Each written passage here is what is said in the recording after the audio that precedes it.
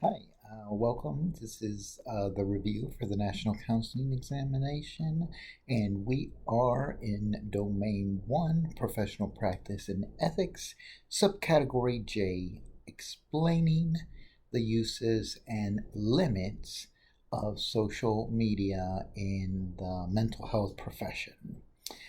Social media is something that, relative to the field, is fairly recent. I can think of MySpace, and then about 2 decades ago, you had Facebook, and now you have a lot of these new other platforms. So, for a mental health professional, um, they can be a great tool of disseminating information.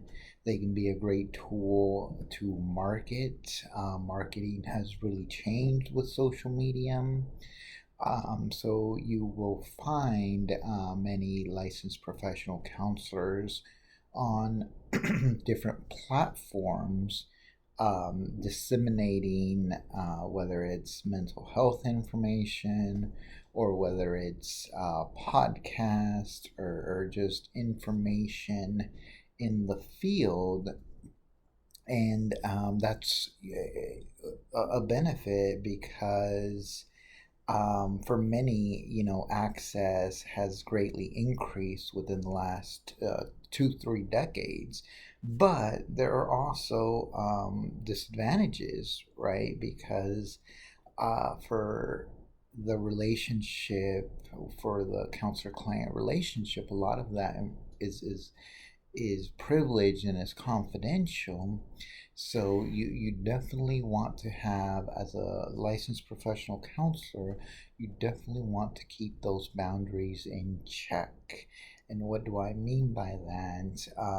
I mean that there are personal accounts and then there are professional accounts.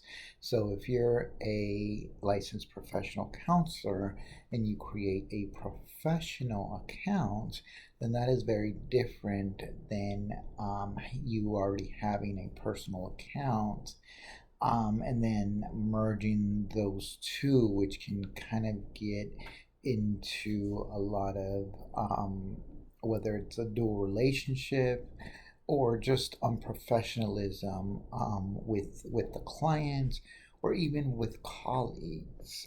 So that's something to keep in mind. Another thing is how much is being shared. Um, if you are disseminating information about a client or about what they like, a review of a client, that can kind of get into icky waters with confidentiality.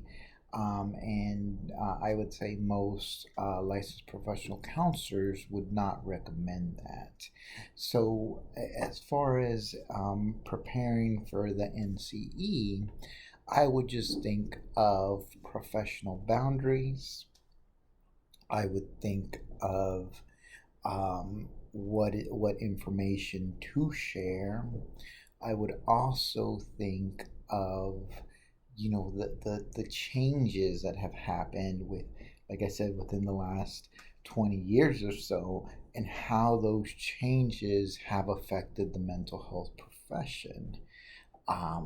With social media, many clients now understand that they can have a counselor not just within the certain radius of themselves, but also within the state, right? And again, that kind of creates a conundrum.